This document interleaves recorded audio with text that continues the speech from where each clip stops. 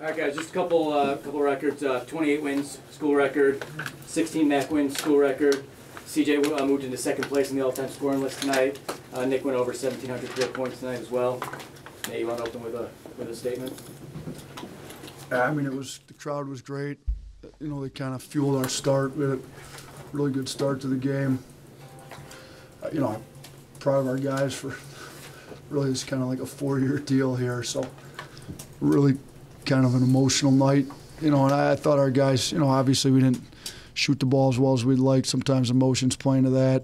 Take a few tough ones, but they, you know, they cut the lead to 3, I believe, at one point there in the second half, and then our guys had enough grit to start getting some stops, and Perk had some big buckets inside. CJ scored some buckets, got the 4th foul on Lillard, who had been hurting us, and Jeremy got a few switches, got to the rim, and we kind of separated ourselves again and closed the win out. So, I mean, it's great to get 28 wins.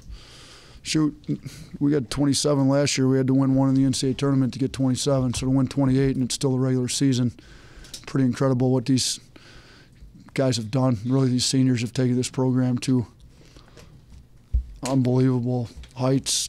I don't think anybody in this room thought we'd be at the stage we're at. So big credit to the 2 guys sitting next to me who've been here for 4 years.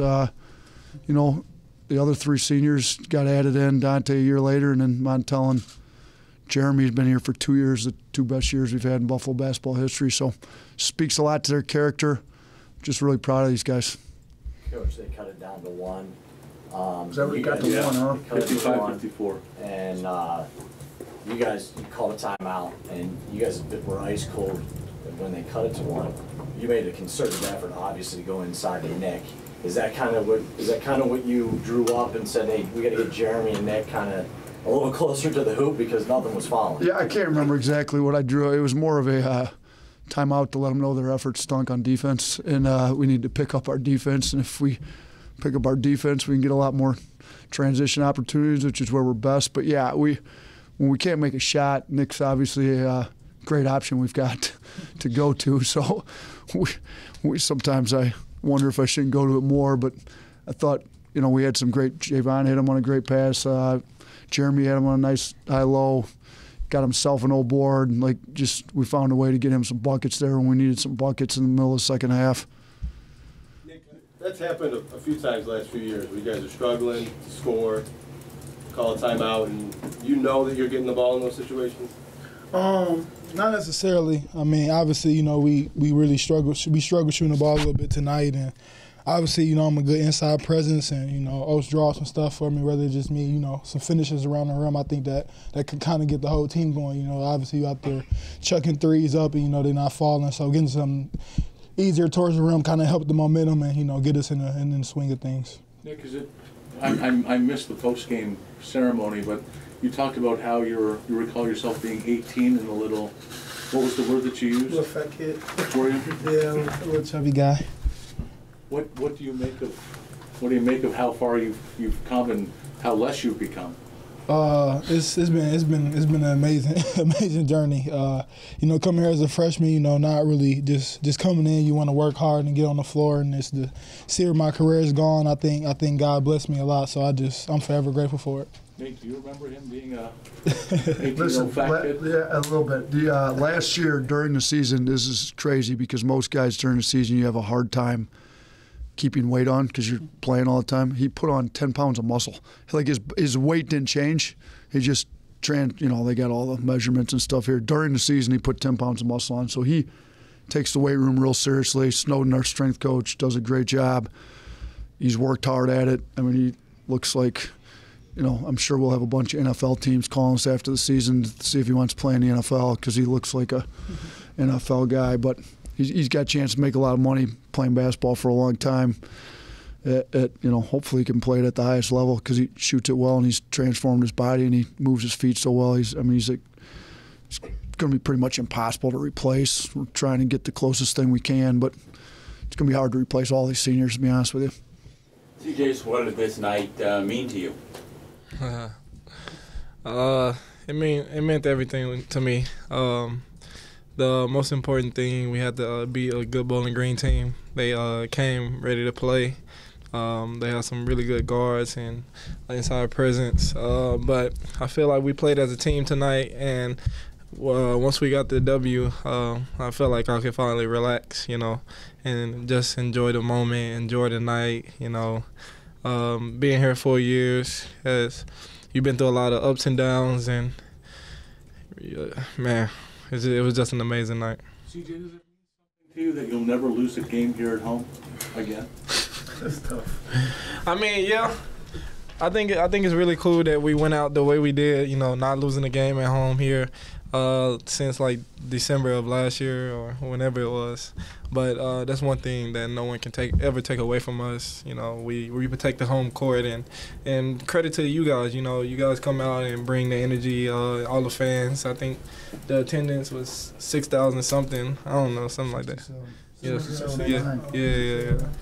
And that's just amazing. I really appreciate Buffalo. Is there a memory for CJ and Nick? Is there something that maybe happened here at this gym that you'll kind of always remember and look back at as maybe the thing, the number one memory playing here at Alumni?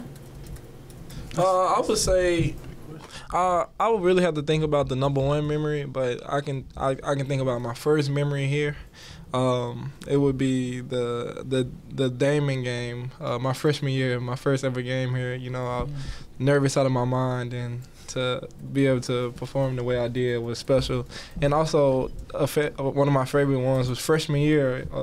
Me and Nick had a highlight. It's where the defender, I was guarding somebody, and then he tried to draw to the hole, and then I blocked his shot, but I kind of took it out the air, and then I pushed it on the fast break, passed it to Nick. Yeah. Nick did a Euro step and one, and that was I coming up we here me and Nick as freshmen. So Do you know who won the hard hat tonight? Crothers. Dante Crothers. Right, what did you think about his game? He's Mr. Blue Collar for us. He when we were struggling there, when they'd cut it to one, he got some big stops. I think he got a big steal there. Middle of that, got some runouts, stripped the ball. I think they had an offensive board or something. He got a strip. He makes so many huge defensive plays and effort plays and hustle plays and gets the crowd going and gets our team going with his effort that he just shoot. He came out of the gate. I think he had 5 assists in the first media timeout. So he ended the game with what do you have? 8. Yeah, he led the team in assists and rebounds both. He had 6 rebounds, 8 assists. 7 points, and he really doesn't shoot that much. He was 3 for 5, like one of the few guys on the team that was over 50% from the field. We didn't shoot it well, but he just plays so hard. He's a winner. Their high ball traps, high wing traps there, it seemed like hurt the flow a little at times. Or do you think if you had hit shots, that wouldn't have? If we hit shots, we got it out of there and just missed a bunch of open shots. If you look, we shot 19% from 3, and I didn't think. Credit them. Their defense is pretty good, and we took some forced ones, I thought, early. We got that big lead, and guys were feeling it, and I think we had a handful of guys take some heat checks that none of them went, so that didn't help. But, yeah, they caused us some real problems with their ball screen coverage down at their place, so we worked on it. I didn't think it was as bad this game, but it wasn't as good as we'd like it to be. Are you guys playing as well as you'd like to heading into the tournament? No. What would you like to be doing? I'd like to get 40 minutes of defense. I thought we had a little lapse there in the middle of the second half, and then obviously it helps if we make shots. We were making shots down at Ohio, but we weren't guarding anybody. So I thought our start was great. We've had pretty good starts. We just, for whatever reason, we haven't been able to maintain it for 40 minutes. I don't know if that's guys getting tired, guys losing focus because it was too easy out of the gate. I don't know if I had the answer. I'd try to fix it a little bit better, but we got to get a little bit better for over 40 minutes. We're great for short stretches and not good enough for 40 right now. If you did get 40, would you admit it to them? Yeah, of course. We got it against Toledo. I told them against Toledo when it was 110-80 against a really good team here. So I think I did. Did I tell you guys? Yeah. So you got it once in 31 games. That's it. So you guys, maybe for CJ, you have accomplished a lot. You set a record for wins, set a record for conference wins, home wins in a row. To this point,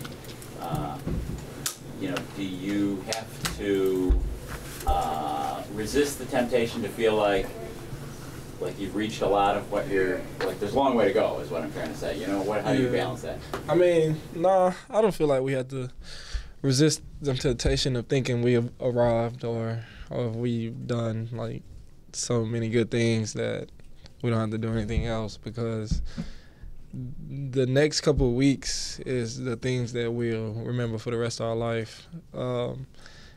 It's the most important part. It's what we've been training for this whole season, the whole off season. You know, the last stretch of the season, it's like you running a race, and you know you do good the first 3/4 of the race, and then you know want to relax the last part and end up not even winning. You know, it was all for nothing. So, we're gonna be ready. We know what time it is, and we're gonna get it. Potentially win your third MAC title in 4 years into the program, 4 in 5 years. What was the first part you said? How what? How motivated? Oh, motivated. Guys. We're very motivated. You know,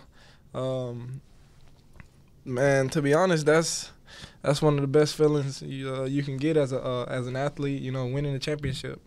You know, bringing that trophy home, getting the ring, something you better keep forever. So we definitely motivated, and we know teams want to beat us, want to put us out, but we want to take what's ours. CJ, did you get to talk to Rasan Young at all? Yeah, I talked to him before and after the game. I just thanked him for paving the way, you know, and everything that he did here at UB and the support. Thanks for coming. It's good to see his jersey up there and stuff like that.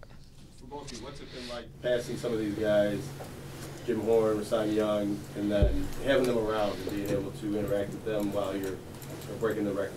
It's been special. It's been really special. Wolfie sent me a picture of the all-time scoring list. You know, the people's on there. It showed their faces and stuff like that. And so I seen them when they were actually playing. So like their younger faces. So now it's cool to see them in person, how they are now. So yeah, Jim Horn, he looks a lot different now than in his playing picture. But yeah, and it just show you like, hey, they was in your position at one point, and now look at them and just give you a little reality, like the ball not gonna be bouncing forever. So it's good to see them.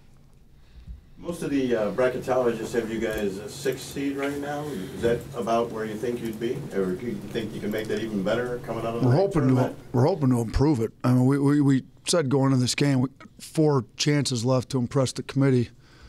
I'd love to get up to a 5 or a 4. I mean, I talked to a reporter that covers the national basketball pretty extensively a couple of days ago. Thought we could climb into possibly a 4. I'd love to climb up. The higher we can get, the more likely it is we're going to go deeper. So whatever they end up giving us, we'll be ready to go. But, yeah, it'd be great to climb up another seed or 2.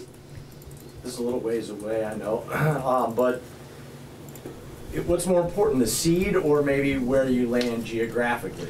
You know, as far as a good question. Playing Columbus or maybe playing out west. I mean, we you know, when they first sent us to Boise last year, none of us were that happy but shoot, once we got out there, we loved it. I mean, the city embraced us. It was like we were the favorites in Boise. It was really cool. So I don't really think the geographical. It would, after seeing all the people here and how much they've supported us, it would be great if we were within driving distance of Buffalo, just to get that many Buffalo fans. And I do think that the seating and the geographical region they send you to does go hand in hand. I mean, if you could get up to a 4 seed, then you're the top seed in your little pod, and you should be close geographically. So that's why I kind of told our guys back a week or so ago, like, look, the better we play, the more chances is you get your family and everybody else. I mean, we didn't have many people out in Boise. You were out there. Like, there wasn't that many Buffalonians that made the trip to Boise. If we got put in Hartford or Columbus or somewhere close, I think we'd come pretty strong. So it'd be great to get somewhere close enough for all the fans that have been supporting us here in Buffalo to be able to come support us in the NCAA tournament. Sometimes teams in your position go to the conference tournament and everybody's rooting against them for reasons for the conference sake. Are you expecting any of that, and how do you approach that? Sure hope not. I mean, better be yeah, I mean, I know exactly what you're saying, because the only way that the MAC probably gets to, you know, Toledo's a bubble team right now, I think people are saying. I don't know what they did tonight or what. But, you know, the only for sure way to get 2 teams from the MAC, and it hasn't been done in 20 years, would be if we lost. So I'm sure that there's people rooting against us. That's great. It's not the first time, won't be the last time. But we don't plan on relinquishing it. That would mess up our seed. I mean, we've got Antoine Johnson sitting out right now. Told our guys the other day, Antoine sat there and vouched for it. Middle Tennessee State thought they were for sure locked last year, lost in their conference tournament. They sat there selection Sunday, had the video cameras rolling, the whole deal, didn't get selected. So I don't want to put us in that situation. We just need to go down there and take care of business Thursday, Friday, Saturday. That's good. Thank you. Thanks. Thanks, everyone.